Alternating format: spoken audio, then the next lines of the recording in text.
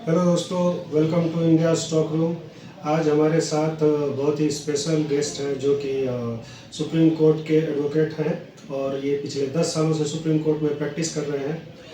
तो आज का जो पॉडकास्ट है वो इसलिए बहुत खास है कि हमारे जैसे आम आदमी के मन में न्याय प्रणाली को लेके बहुत सारे सवाल होते हैं और बहुत सारे ऐसे सवाल हैं जो एक उलझन की तरह रहती है कि न्याय मिलता भी है या न्याय इतना डिले जो होता है लेके ऐसे बहुत सारे सवाल हैं जिसके ऊपर हम लोग बात करेंगे एडवोकेट दीपक सिंह से। तो Deepak ji, welcome to our podcast. अपने बारे में हमें कुछ बताइए। जी, बहुत बहुत धन्यवाद आपका। मैं यहाँ पे दिल्ली में पिछले 10 साल से वकालत कर रहा हूँ और सुप्रीम कोर्ट में भी वकालत कर रहा हूँ और सभी तरह के केसेस और काम हम लोग करते हैं। और आपका स्पेशलाइजेशन किस में है? हम लोग हर प्रकार के काम करते हैं, सिविल और क्रिमिनल ये दोनों भी देखते हैं। हाँ, बैंकिंग, कॉर्पोरेट। हमारा एक लॉ फर्म है, लॉ फर्म में और भी बहुत सारे हमारे साथी हैं। तो हम लोग मिलके एक हमारा टीम वर्क में हमारा फर्म काम करता है। तो हर प्रकार के केसेस हम लोग लेते हैं और करते हैं। दीपक जी, मेरा आपसे ये सवाल है कि क्या न्याय की उम्मीद सबको करनी चाहिए? मेरा मतलब है कि आम इंसान, गरीब इंसान जो अच्छे से अच्छे एडवोकेट की फीस वो लोग शायद अफोर्ड नहीं कर पाते हैं, बट जस्टिस तो सबको चाहिए होता है। जी हाँ, बिल्कुल। क्योंकि सरकार ने सबके लिए महंगे महंगे वकीलों की फीस देना आसान तो नहीं होता है, लेकिन हमारे जुडिशियल सिस्टम में ऐसे बहुत सारे वकील हैं जो लोगों के, गरीबों की भलाई के लिए काम करते हैं और जो लाइमलाइट में, मीडिया में ऐसी जगहों पे वो होते नहीं हैं, जिससे लोगों को पता नहीं होता कि हमें किसके पास जाना है। लोग अक्सर ऐसे लोगों के पास जाते हैं जिनका बहुत बड़ा नाम होता है और उसी के पास सब लोग जाएंगे तो उसके पास इतने सारे केसेस होते हैं कि वो सारे केसेस पे फोकस नहीं कर पाते ऐसे लोग, और फिर वो अपनी फीस हाई रखते हैं। तो हर आदमी ये सोचेगा कि हम बड़े ही वकील से अपना केस लड़ेंगे, तो बड़े वकील कितने लोगों का केस लड़ सकता है? जो मीडिया में आ रहा है, लोगों को लगता है कि जो मीडिया में वकील आ रहा है वही बड़ा है, लेकिन हमारे सुप्रीम कोर्ट में, हाई कोर्ट में, दिल्ली एनसीआर में ऐसे बहुत सारे वकील हैं जो जिनका लॉ पे कमांड है, जो अच्छा केसेस लड़ते हैं, जीतते हैं, लेकिन वो अखबारों में और मीडिया में नहीं आते, जिनका नाम लोग नहीं जानते हैं। तो ऐसा नहीं है कि सबके लिए का न्याय महंगा है और सब लोग अफोर्ड नहीं कर सकते, ऐसा नहीं है। उसके बाद भी जो है ना, सरकार ने लीगल एड कमेटी बना रखी है आम गरीब लोगों के लिए, जिसके पास जो न्याय को अफोर्ड नहीं कर सकता, वकील की फीस नहीं दे सकता है, उसके लिए लीगल एड बना हुआ है, जिसमें सरकार की तरफ से आपको मुफ्त में वकील मिलते हैं। जैसे सरकारी वकील कहते हैं। सरकारी वकील अलग होता है और लीगल एड काउंसिल अलग होता है। सरकारी वकील जो क्रिमिनल केस होता है उसमें सरकार को रिप्रेजेंट, हर जो क्रिमिनल केस होता है वो केस एक व्यक्ति के विरुद्ध नहीं होता। अगर कोई क्राइम करता है तो क्राइम जो है समाज के विरुद्ध माना जाता है, इसलिए सरकार पीड़ित की तरफ से केस लड़ता है। तो इसलिए वहां पे जो पीपी होता है, पब्लिक प्रोसिक्यूटर, सरकारी वकील, वो हर केस में अपीयर होता है। और जहाँ पे कुछ एक्यूज होते हैं या और अन्य लोग हैं जो आर्थिक तंगी की वजह से अपना केस नहीं लड़ पाते हैं, तो उनके लिए भी लीगल एड काउंसिल अलग से सरकार ने बनाया हुआ है। जैसे दिल्ली लीगल एड कमेटी है ना, वैसे बहुत सारे नेशनल नालसा है ना, तो वो बना हुआ है अलग अलग स्तर पे। उनके हेल्पलाइन नंबर भी जारी हो रखे हैं, लोग अपना कांटेक्ट करते हैं, उनको वकील मिलता है। यह है कि उनकी आर्थिक स्थिति कमजोर होती है या SC ST वर्ग के हैं, OBC SC ST वर्ग, उनके लिए भी अलग से महिलाओं के लिए बना हुआ है। तो दीपक जी, मेरे मन में ये एक सवाल आता है कि क्या ये लोग जो मतलब आप बता रहे हैं कि जो विदाउट मतलब बहुत कम चार्जेस या विदाउट फीस पे गरीबों के लिए न्याय प्रणाली में वो अपील करते हैं, तो क्या हम उन पे उतना ही भरोसा कर सकते हैं जो हमारे लिए वो एडवोकेट या वकील वो फीस लेके और उस तरीके के केस स्टडी वो लोग करते हैं? देखिए, आप देखते होंगे कि बड़े बड़े वकील भी केस हार जाते हैं, बिल्कुल। ठीक है, लेकिन उनसे सवाल नहीं होता है। हम्म। तो ऐसा नहीं है कि आप जिसको पैसा दे रहे हैं वही आपका केस जीतेगा। ऐसे बहुत सारे इंटेलिजेंट वकील हैं, इंटेलेक्चुअल हैं, वकील हैं जिनका लॉ पे और प्रोसीजर पे बहुत अच्छा कमांड है। वो आपको केस कम पैसे में भी जिता के देते हैं। तो ऐसी बात नहीं है कि पैसा दे के ही आप केस जीतते हैं। कम खर्चे में भी हम लोग मदद करना चाहते हैं गरीब लोगों की। हम गरीब लोगों की मदद करना चाहते हैं, तो तैयार हैं कि कोई गरीब लोग जिसको ज़रूरत है उसकी हम मदद करेंगे, ठीक है। ऐसा होता है कि कभी कभी ऐसा होता है कि हम लोग जैसे सामाजिक क्षेत्र में हैं, तो लोगों को लगता है कि लोग हमसे एक्सपेक्ट करते हैं हम सारा ही केस मुफ्त में लड़ें। ये हमारे लिए भी संभव नहीं है। क्यों? बिल्कुल बिल्कुल। ये क्योंकि हमें तो कोई सैलरी, वकीलों को कोई सैलरी नहीं मिलती। ऊपर से हमें हमारा बार एसोसिएशन जो हमारे वेलफेयर के लिए चला जाता है उसकी फीस भी हम ही लोग देते हैं। कोई जो वकील है, सबको सरकार पुलिस को तनख्वाह दे रही है, जजों को तनख्वाह दे रही है, अलग अलग लोगों को, भाई वो अपना ड्यूटी कर रहे तो उनको तनख्वाह मिल रही। हमारे को तो कोई भाई ऐसा कुछ सुविधा मिल नहीं रहा है, आर्थिक सहयोग कहीं से मिल नहीं रहा है। नए लड़के आते हैं, सीखने में उनको 5 साल 6 साल लगता है ना। तब तक उनके लिए बहुत दिक्कत होता है। उनको कोई इंसेंटिव मिलना चाहिए सरकार की तरफ से, कोई इंसेंटिव नहीं मिलता। वकालत सीखनी पड़ती है। हर पेशा का एक अलग तरीके से आगे बढ़ता है। वकालत में हमें सीखना पड़ता है। 2 साल 3 साल 4 साल 5 साल लगते हैं सीखने में। उस दौरान हमारे को सरकार से कोई सहयोग नहीं मिलता। क्या वकील समाज का काम नहीं कर रहा है? अगर सैनिक देश का लड़ रहा है बॉर्डर पे, तो वकील भी तो न्याय दिला रहा है, हमारे समाज का ही तो भला कर रहा है, कि किसी के लिए न्याय दिलाना चाहता है। लेकिन जब उसकी आप खुद की आर्थिक स्थिति सही नहीं रहेगी, अगर कहीं उसको सहयोग नहीं मिलेगा, केवल लोग उससे एक्सपेक्ट करेंगे कि आप ये PIL डाल दीजिए, आप वो केस डाल दीजिए, और वकील साहब आपको हम आइडिया देते हैं ये वाला डाल। वकील साहब को पता है, लेकिन हर चीज़ में समय लगता है, पैसा लगता है। समय वकीलों के भी उतने ही खर्चे हैं, परिवार है, खर्चे हैं, तो उसको भी तो आप लोगों को ध्यान रखना पड़ेगा। ये मतलब आपने बड़ा सही एग्जांपल दिया कि जैसे कि आदमी बड़े से बड़े हॉस्पिटल में जाता है इलाज कराने, हाँ, और बड़े डॉक्टर को आप कितना भी महंगा फीस दे दे, वो भी आपकी हेल्थ की गारंटी नहीं देते। हाँ, तो उसी तरह जब अगर हम जस्टिस के लिए जाते हैं, तो जस्टिस के लिए ज़रूरी नहीं है कि आप महंगा से महंगा वकील ही आपको जस्टिस दिला सकता है। जो अच्छे वकील हैं, जो अच्छे लंबे समय से प्रैक्टिस कर रहे हैं, उनके पास अच्छा अनुभव है, और थोड़ा सा उनका बैकग्राउंड वेरीफाई कर लीजिए कि उन्हें आप बोलते हैं ना कि पैसे के लिए नहीं खरीद सकते हैं, वो न्याय के लिए लड़ते हैं। तो ऐसे वकील पे आप ट्रस्ट करके अपना केस दे सकते हैं। आज भी आप देखते होंगे कि कोई घटना हो जाती है, आतंकवादी घटना, कुछ भी जघन्य अपराध कुछ भी होता है, तो वकील उसका केस लड़ने से मना कर देते हैं, जबकि कानून ऐसा उनको करने से रोकता है। कानून कह रहा है कि ये आप मना नहीं कर सकते किसी का केस लड़ने से, आपको लड़ना पड़ेगा, आपकी ड्यूटी है। फिर भी वकील कई बार ऐसा होता है कि मना करते हैं कि हम इस अपराधी का या आतंकी का या दुराचारी का केस नहीं लड़ेंगे। तो वकील आज भी एक ऐसी कम्युनिटी है जिसमें देशभक्ति बहुत ही कूट कूट के भरी है, और वो देश के लिए कुछ करना चाहते हैं लेकिन उनको उस तरीके से वो अपने पारिवारिक और आर्थिक स्थितियों में उलझ के रह जाते हैं, जिस वजह से वो समाज और देश के लिए वो कर नहीं पाते हैं। उनकी एक गलत छवि समाज में बना के पेश की गई है बहुत समय से। हिंदुस्तान में न्याय प्रणाली इतना कॉम्प्लिकेटेड क्यों है? ये कि आम इंसान को न्याय के लिए सालों साल कोर्ट कचहरी के चक्कर लगाने पड़ते हैं, और जितना लंबा इंतजार होता है, न्याय पे भरोसा उतना ही कम होते जाता है। इसके ऊपर आपका क्या, क्योंकि आप इसी फील्ड के हैं, आपका काम ही है, हाँ जी, तो इस पे आपका विचार क्या है? देखिए, दो बातें इस पे मैं बोलना चाहूँगा। एक तो कि कोर्टों में बहुत सारे केसेस पेंडिंग हैं, उस हिसाब से कोर्ट में जजेस नहीं हैं।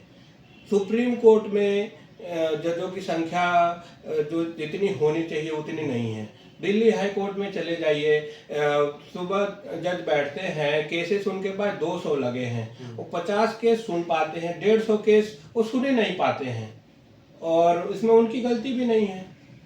भाई अगर आप कहते हैं कि हमारा केस अच्छे से सुना जाए तो उसमें समय लगता है केसेस सुनने में, लेकिन वहाँ पे सफिशिएंट नंबर ऑफ जजेस ही नहीं है। सरकार अलग अलग चीज़ों पे इतना पैसा खर्चा कर रही है लेकिन जजों की संख्या बढ़ा नहीं रही है। हमारे कोर्टों में बहुत ज़्यादा जजों की कमी है, जिस वजह से केस वेस में तारीख पे तारीख पड़ती रहती है और लोगों को जल्दी न्याय नहीं मिल पाता है। और इसका एक साइड इफेक्ट भी होता है। अगर इंसान को न्याय नहीं मिलता है तो आप भी जानते होंगे कि लोग सोचते हैं कि वो जो भी सेटलमेंट करना है, जो भी विवाद को और इन चीज़ों को अपने तरीके से सेटल कर लिया जाए rather than going in a court. इसी वजह से अब अल्टरनेट डिस्प्यूट रेजोल्यूशन है ना आ रहा है, जैसे अलग अलग प्लेटफॉर्म आ गए हैं आज के समय में, जिसमें मीडिएशन और आर्बिट्रेशन के अलग अलग प्लेटफॉर्म आ गए हैं कि जिसमें छोटे मोटे विवाद जो आपके हैं आप उनके माध्यम से सुलझा सकते हैं। क्योंकि आखिरकार कोर्टों में बहुत सारे केसेस में ऐसा होता है कि बाद में लोगों को रियलाइज़ होता है कि मुझे एक केस सेटल कर लेना चाहिए और केस लड़के कुछ बहुत हासिल होगा नहीं, है ना। अल्टीमेट गोल है कि मामला रिजॉल्व होना चाहिए।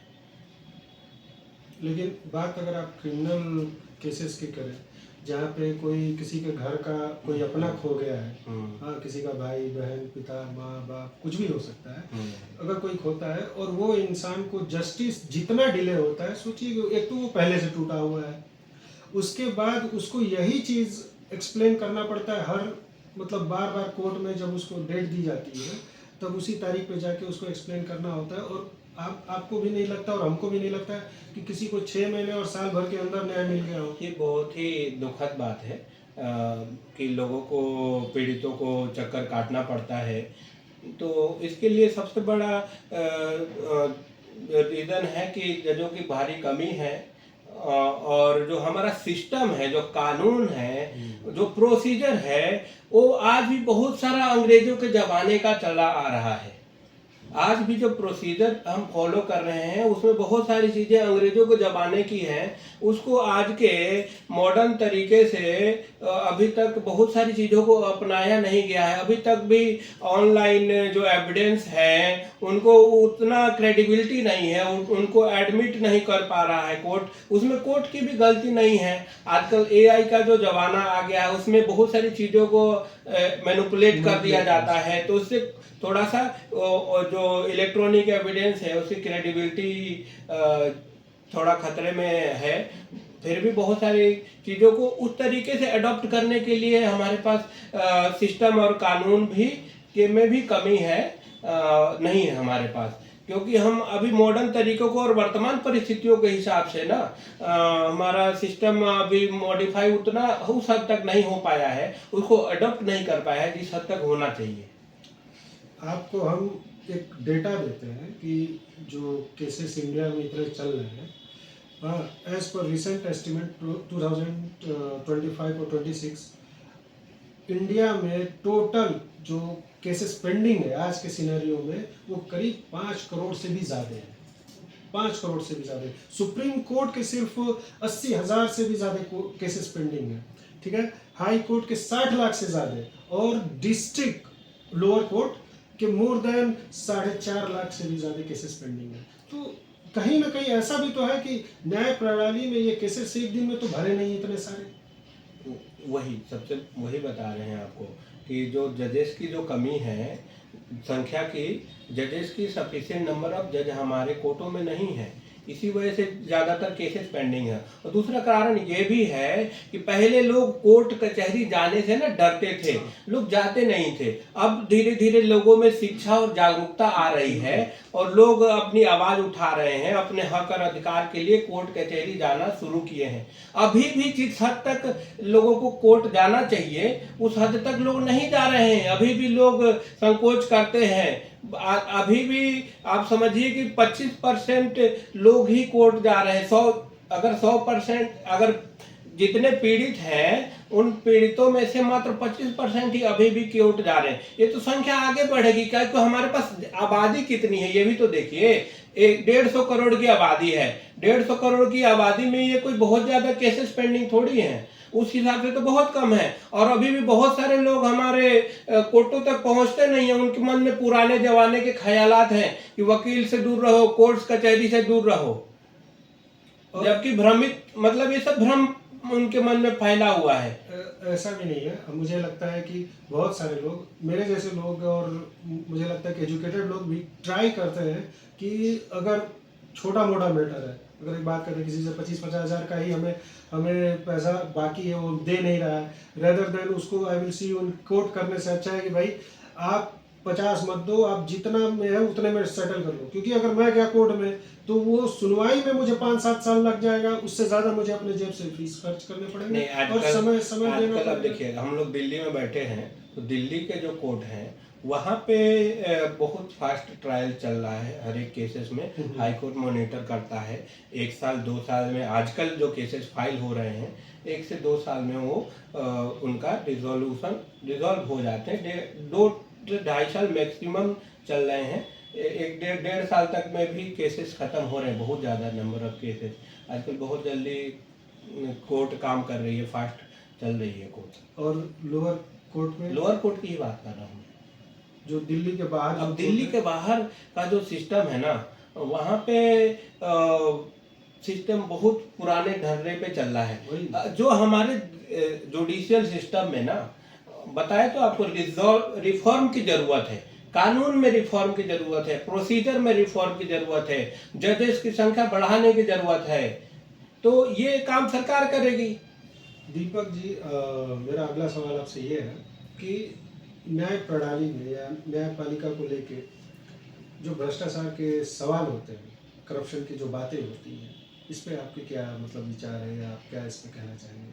देखिए, 10 साल से मैं वकालत कर रहा हूँ दिल्ली में, और तमाम केसेस हमने लड़े, तमाम केसेस में हम अपीयर हुए, और बहुत सारे केसेस में निर्णय भी आया। लेकिन मैंने आज तक किसी केस में नहीं देखा है, या जहाँ पे पैसा दिया गया हो जज को, या ऐसा कुछ हुआ हो, अभी तक मैंने ऐसा कोई केस नहीं देखा है।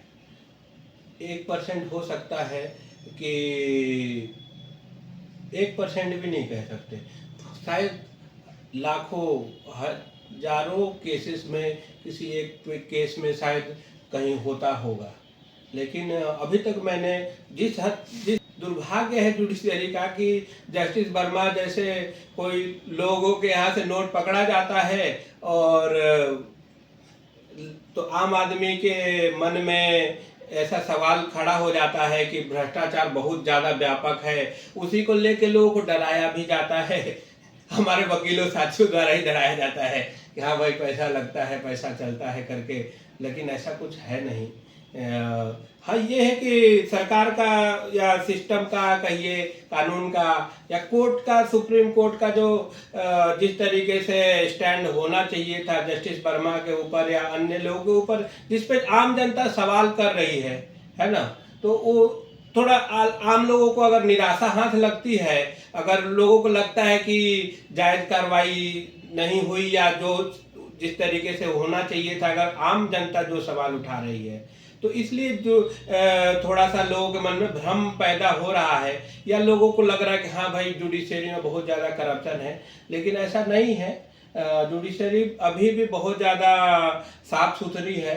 आप पुलिस व्यवस्था में देखिए, जहाँ तक मुझे लगता है कि ऐसा कोई केस ही नहीं होगा जिसमें या तो पीड़ित से भी पैसा लिया जाता है, और एक्यूज से तो लिया ही जाता है ना, और उस पर सवाल नहीं होता है।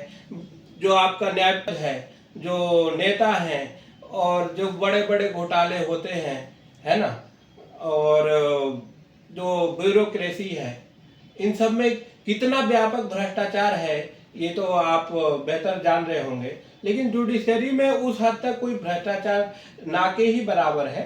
हो सकता है कि कोई किसी अपने जानने वाले का किसी हजारों लाखों एक केस में फेवर किसी ने किया हो या ना किया हो, है ना। कोर्ट ने, जज ने अपने विवेक के हिसाब से काम किया है। किसी तरीके का भ्रष्टाचार मैंने देखा नहीं है। अब बात अगर आप जजेस की कर रहे हैं, तो मेरे मन में एक और सवाल आ रहा है कि क्या जज को कोई भी न्याय देने से पहले उनको सामाजिक जो हमारी मूल्य है या जो जो धारणाएं हैं उनका सम्मान करना चाहिए कि नहीं। जैसे रिसेंटली आपने देखा होगा कि एलिमनी मनी को लेके काफ़ी केसेस अभी रिसेंटली घटे हैं, जिसमें एक दो के मतलब जज के फैसले ऐसे भी रहे जो कि बहुत ही ज़्यादा वो समाज के लिए पॉजिटिव रहे। सुप्रीम कोर्ट ने ही कहा कि अगर कोई महिला हाँ अर्नर है तो उसे एलिमनी मांगने की राइट्स नहीं है। अगर आप अपने स्वेच्छा से किसी से सेपरेट हो रही हैं तो आप और कमाती भी हैं, वर्किंग भी हैं, तो आपको एलिमनी मनी मांगने की अधिकार नहीं है। ठीक है। और एक हम केस सुने जो जिसमें क्या बोलते हैं कि जो विक्टिम है हाँ उनका 12,000 भी सैलरी नहीं है और उनको एलिमनी 15,000 देने के लिए जज ने ही फैसला दे दिया। और उसने क्रॉस क्वेश्चन किया मैडम से कि मैम हम कहाँ से, मतलब 15,000 तो मेरा इनकम ही नहीं है। तो उन्होंने कहा कि आप हर मांग के दीजिए। हर सिक्के के ना दो पहलू होते हैं, हर सिक्के के दो पहलू होते हैं। हम अक्सर एक ही पहलू देख पाते हैं, दूसरा पहलू नहीं देख पाते हैं। दोनों केसेस के अलग सर्कमस्टांसेस हैं। वहाँ पे कई बार ऐसा भी होता है जहाँ पे जो पति है वो अपने आप को ऐसा दर्शाता है, एक ढोंग रचाने की कोशिश करता है, दिखावा करता है कि वो उसके पास पैसे नहीं है, कम कमा रहा है। वो भी कोर्ट में जो जज बैठा है वो भी तो इंसान है ना, जज भी इंसान ही होते हैं। तो उन्हें दिख रहा होता है कि कौन कितना सच बोल रहा है, कौन कितना झूठ बोल रहा है। कोर्ट एक जो केस है एक लंबी प्रक्रिया से गुजरता है, उसमें सारी चीज़ें कोर्ट के समक्ष आती हैं। हम एक झटके में उस चीज़ को बिना पूरी तरीके से जाने और पढ़े हुए उस पर हम अगर कमेंट करते हैं तो हमें उससे पहले उसको पढ़ना या जानना पड़ेगा, उसके गहराई में जाना पड़ेगा। तो ये भी है। और दूसरा जो पक्ष है कि सही बात है कि बहुत सारे केसेस में कोर्ट ने ये कहा कि अगर आप सक्षम हैं, कमा रही हैं, तो आपको एलिमनी क्या ही ज़रूरत है। कोर्ट ने अभी तक पूरी तरीके से मना नहीं किया है कि आपको नहीं मिलेगा, क्योंकि कोर्ट जो है वो भी आपके समाज के लोगों के नज़रिए को और जो समाज जिस तरीके से सोच रहा होता है व्यापक तौर पे, जो एक सामाजिक सोच चल रही होती है उसी के हिसाब से कोर्ट को भी चलना पड़ता है। कोर्ट अपने हिसाब से निर्णय नहीं दे सकती। अब हम भी समाज में आज भी 80-90% लोग यही मानते हैं कि अगर कोई लड़की पीड़ित है तो उसको गुजारा भत्ता मिलना चाहिए। जब आपकी बेटी होगी, अगर किसी की बेटी होती है और उसके साथ कुछ होता है, सब लोग तो ऐसा है कि समाज में हर आदमी ना ही सही है ना ही गलत है। हर आदमी कुछ क्या होता है कि कुछ लोग उसका फायदा उठाते हैं समाज के कानूनों का। जो महिला अधिकार के लिए जो कानून बने हुए हैं उसका आज बहुत व्यापक तौर पे दुरुपयोग भी हो रहा है। तो इसलिए हमें लग रहा है कि इसमें हो क्या रहा है कि जो वाकई डिजर्विंग है, जो पीड़ित है, उसको न्याय नहीं मिल रहा है। इस वजह से क्योंकि दुरुपयोग हो रहा है तो कुछ महिलाएं जो वाकई शोषित, पीड़ित, वंचित जो लोग हैं उनको न्याय नहीं मिल रहा, और कुछ महिलाएं जो पहले से अच्छा जीवन जी रही हैं उसका लाभ उठा रही हैं, ब्लैकमेल कर रही हैं। ये भी चल रहा है। दोनों पहलू हैं। हर केस का अलग कंडीशन होता है और कोर्ट को हर केस को उस केस के हिसाब से उसमें निर्णय देना पड़ता है। लेकिन अगर आप एक जज के पद पे बैठे हैं तो वो पद इतना ही मतलब बड़ा पद और ऊंचा पद बोला जाता है कि आपका जो फैसला होता है वो एक इंसान के जीवन पे उसका प्रभाव पूरे अरसे तक रहता है। तो अगर आप कोई फैसला इस तरीके से दे सकते हैं कि भाई अगर आप कोर्ट में कोई केस चल रहा है और न्याय मतलब जिस दिन डिसीजन देना होता है तो जज को ऐसा नहीं होता है कि उस इंसान के पास का सैलरी स्लिप उसके पास ना हो, ऐसा नहीं हो सकता है कि उसका बैंक स्टेटमेंट ना हो, और ये सब बिना देखे वो अपना फैसले पे आ जाए। ठीक है। लेकिन हम ये भी कहते हैं कि उसी पद पे बैठे हुए बहुत सारे जज ऐसे हैं जिन्होंने समाज में बदलाव के फैसले दिए। जैसे कि अभी तक एलिमनी एक ऐसा वर्ड था जो सिर्फ लड़कों के लिए बना हुआ था। कुछ समय पहले सुप्रीम कोर्ट ने इस पे ये अपना फैसला हाँ। दिया कि अगर लड़की कमाती थी, वो उस काबिल है, तो एलुमनी मांगने का अधिकार उन्हें नहीं है। क्योंकि जब आप स्वेच्छा से किसी से शादी करते हैं और स्वेच्छा से उससे अलग होते हैं विचारों की लड़ाई की वजह से, तो आप अपना जीवपार्जन करने का भी क्षमता आपके पास है, तो आप अपना करिए। वो लड़का है तो उसका ये जिम्मेदारी कैसे बन जाता है कि भाई वो भी आपको कैरी करेगा जबकि आप सेपरेट हो गए। हाँ बिल्कुल, अगर बिल्कुल। अलग हो रहे हैं हाँ, स्वेच्छा या से। माइनर इश्यूज पे अलग हो हाँ। रहे हैं, तो वहां पे कोर्ट जो है कानून नहीं बनाती है। नहीं, कानून इम्प्लीमेंट, कोर्ट कानून बना हुआ है, कोर्ट उसको बदल नहीं सकती है। कोर्ट को तो कानून के हिसाब से चलना पड़ता है। एलिमनी का प्रावधान कोर्ट ने थोड़ी बनाया है, सरकार ने बनाया है, संसद ने बनाया है कानून।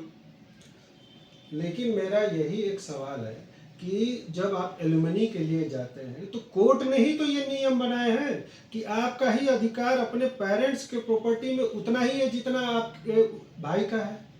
फिर इस अधिकार की बात आप क्यों नहीं करती हैं? ये भी तो आपका घर ही है।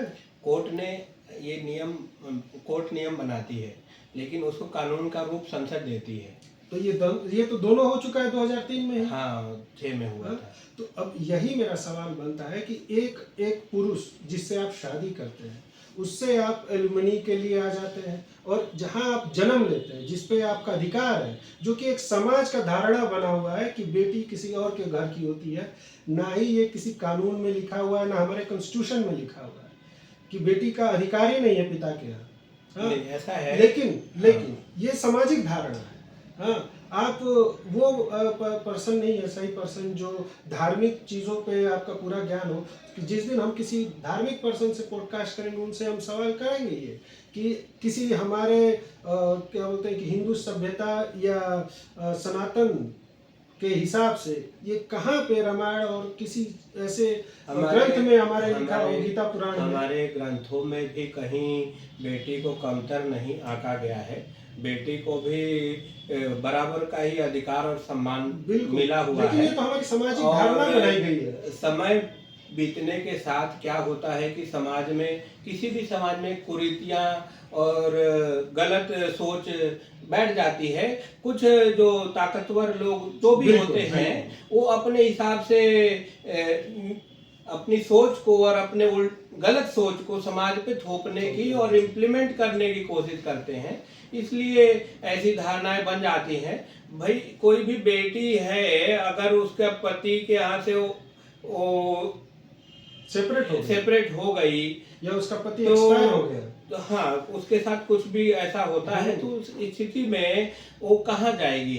तो भाई उसके जो पिता हैं, तो नेचुरल सी बात है कि भाई उसमें उसको उसका अधिकार मिलना चाहिए। एक जगह तो उसको आप अधिकार देंगे ही देंगे। अधिकार उसका दोनों जगह बनता है। लेकिन अगर कोई लड़की अपने पिता के घर में वापस आना चाहती है तो पिता जब तक रहता है तब तक वो रह सकती है, लेकिन पिता के बाद उस घर के किसी भी आदमी ने उसको एक्सेप्ट करने से मना करते हैं, क्योंकि फिर उनको लीगली उसको इसी के लिए सरकार और कोर्ट ने ये नियम बनाया, लड़कियों को दिया है कानून बना कर कि वो अपने अधिकार और मांग सकती हैं।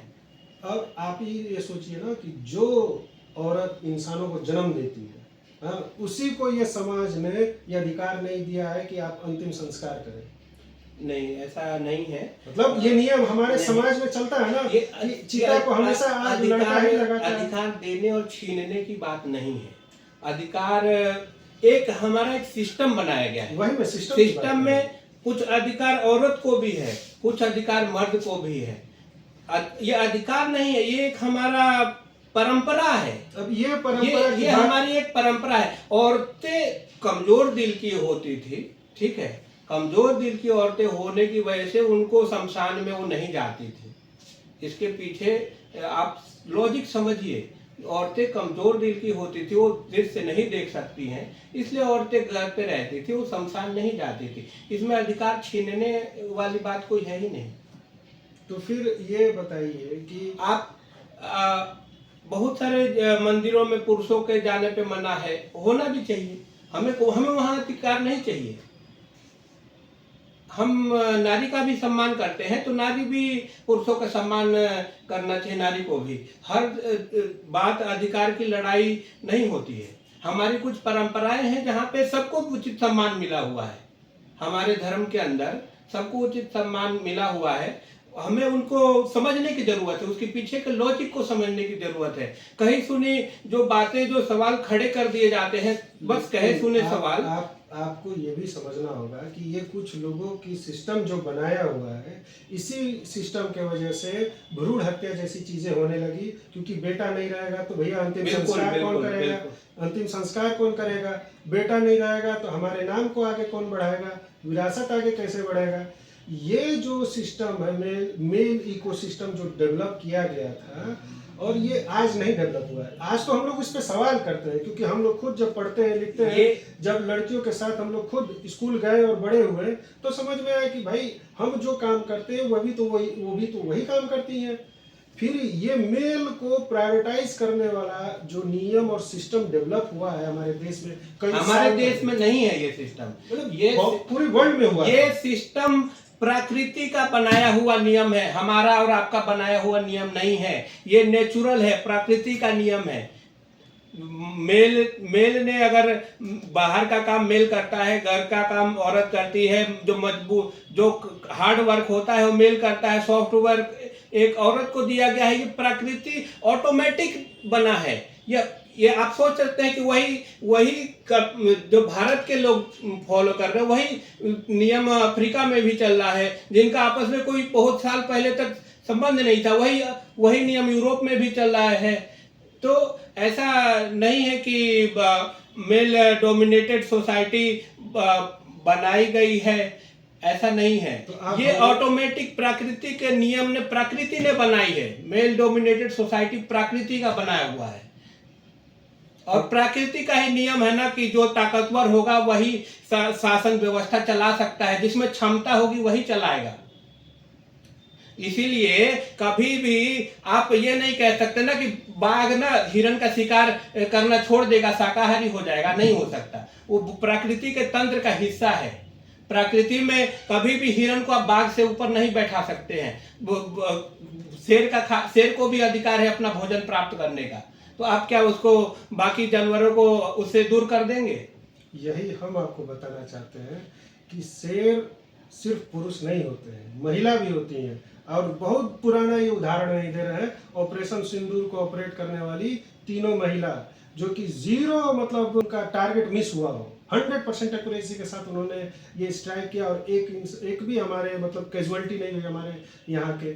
पहला चीज। दूसरा चीज ये है, ऐसी महिलाओं का हम सम्मान करते हैं। नहीं, पुराने उस पे भी आइए।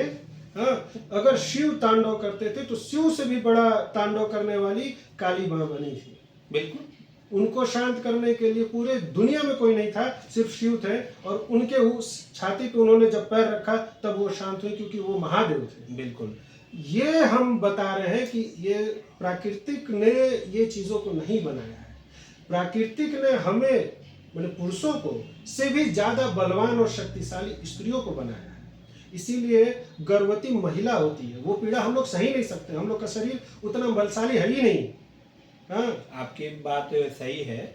मैं ये नहीं कह रहा हूं कि मैंने ज्ञान और शारीरिक क्षमता दोनों में वो किसी से कम नहीं है। तो इतने सालों से हमारी जो ट्रेडिशन रही है, हाँ, हमारे जो बोलते हैं ना कि एक रामायण काल में मैंने ये पढ़ा था कि सीता माता जो शिक्षा के लिए आगे बढ़ी थी, हाँ, उनसे पहले कोई शिक्षा पे उतना अधिकार जताने के लिए कोई महिला या उसकी बोलते हैं कि माता उतना प्रेरित नहीं होती थी। हाँ, वही अनंत काल से ये चीजें हमारे यहाँ आज भी चली गई। ऐसा है कि हर आदमी जब अगर हम अपने धर्म की बात करें, हमारे धर्म में किसी से कोई अधिकार नहीं छीना गया है। ये है कि लोगों का कार्य विभाजन कर दिया गया, समाज को चलाने के लिए कार्य विभाजन किया गया था कि व्यवस्थित तौर पे समाज चल सके। उसी कार्य विभाजन पे तो सवाल उठाए थे हमारे सुभाष चंद्र बोस, महात्मा गांधी से, कि ये जो समाज में ऊंच नीच जात पात जो बना हुआ है, यही सबसे बड़ा डर है हमारे समाज को डिस्ट्रॉय करने का। ऊंच नीच जात पात जो है ना, जातिवाद और जाति दोनों में अंतर है। आपको समझना पड़ेगा, जाति बुरी नहीं है, जातिवाद बुरा है। ऊंच नीच तो लोगों ने थोपा है। जब ये व्यवस्था, जाति व्यवस्था बनाई थी मनु महाराज ने, तब उन्होंने ऊंच नीच नहीं बनाया था। तब उन्होंने एक ब्राह्मण को जितना अधिकार दिया था ना, उतना ही अधिकार एक शूद्र को भी दिया था। उन्होंने अगर एक दलित है, शूद्र है, सबको हमारी व्यवस्था में उचित सम्मान दिया गया था। कार्य विभाजन जरूर किया गया था, आज भी कार्य विभाजन है। आज भी जो ज्यादा पढ़ा लिखा है वो अच्छी नौकरी कर रहा है, जो कम पढ़ा लिखा है वो कम पैसे की नौकरी कर रहा है। कार्य विभाजन तो आज भी है, जाति आज भी है। अगर आप कहेंगे सिक्योरिटी गार्ड की नौकरी कर रहा तो भी एक जाति ही ना है जी। हम वकील है तो हमारी जाति आज के हिसाब से हमारी एक जाति होगी, वकील की जाति है।